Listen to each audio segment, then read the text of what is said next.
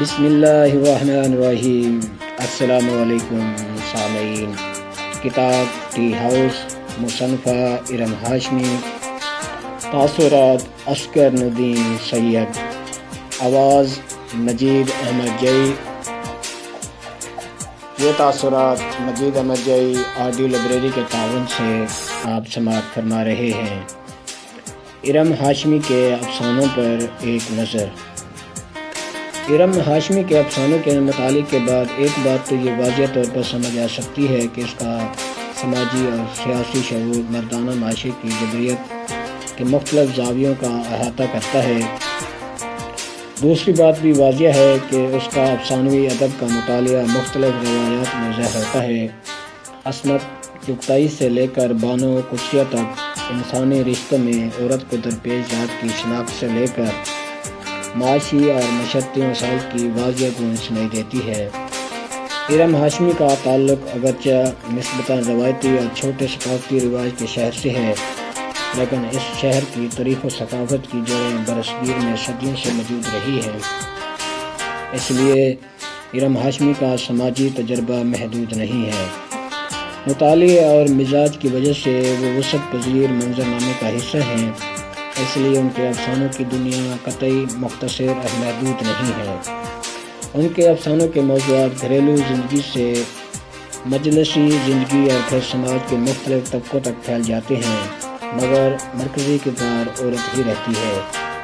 ان افسانوں میں فریب اور خود فریبی کے درمیان ایک باریک پردہ حائل ہے۔ ارم ہاشمی نے اسی باریک پردے سے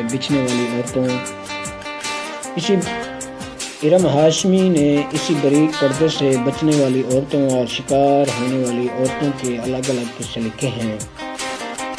یہ افسانے ارم ہاشمی کے مشاہدے اور زندگی کی تفہیم کے حوالے سے بہت اہم ہیں۔ جس طرح عصمت چغتائی درمیانے طبقے اور پڑھی لکھی عورتوں کے شعور سے متحارب مردانہ معاشرے کی فضا کو بہت باریکی سے دیکھتی ہیں، ایسے ہی ارم ہاشمی نے اپنے ارد گرد کے مختصر علاقے کی عورتوں کی بصیرت اور خود آگاہی کو موضوع بنایا ہے۔ یہ خواتین زندگی میں مردوں کا مقابلہ تو کرنا چاہتی ہیں، لیکن کہیں نہ کہیں اپنے کمزور ارادوں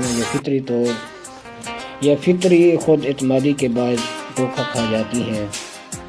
جو بات اہم ہے وہ ارم ہاشمی کا سماجی طبقوں کا مشاہدہ ہے، جس میں رومانویت کی بجائے حقیقت پسندی ہے۔ عورتوں کو جذباتی فریب کاری سے بچانے کے لیے انہوں نے خوبصورت پلاٹ بنائے ہیں، جس میں عورت نہ تو بے وقوف لگتی ہے، نہ بلا وجہ وفا کی دیوی محسوس ہوتی ہے۔ ان افسانوں کی تاثیر ان کے بیانیہ میں ہے۔ بیانیہ بےحد مؤثر اور حقیقت کے قریب ہیں۔ بلا وجہ معلومات اور منظرنامے سے بیانیہ کو بوجھل نہیں بنایا گیا۔ کردار خود کو ظاہر کرنے کی جلدی میں ہیں، جس کی وجہ سے افسانوں کا کلائمیکس ہی ایسی جگہ ہے جو سارے تجسس کو وشگاف کرنے کا موجب بنتا ہے۔ ان افسانوں میں اختصار نے مؤثر کردار ادا کیا ہے۔ میں ارم ہاشمی کو اس خوبصورت کاغذ پر مبارکباد دیتا ہوں۔ عسکر ندیم سید۔ یہ تاثرات مجید احمد جئی آڈیو لائبریری کے تعاون سے آپ سماعت فرما رہے تھے۔ صداکار تھے مجید احمد جئی۔ اللہ حافظ۔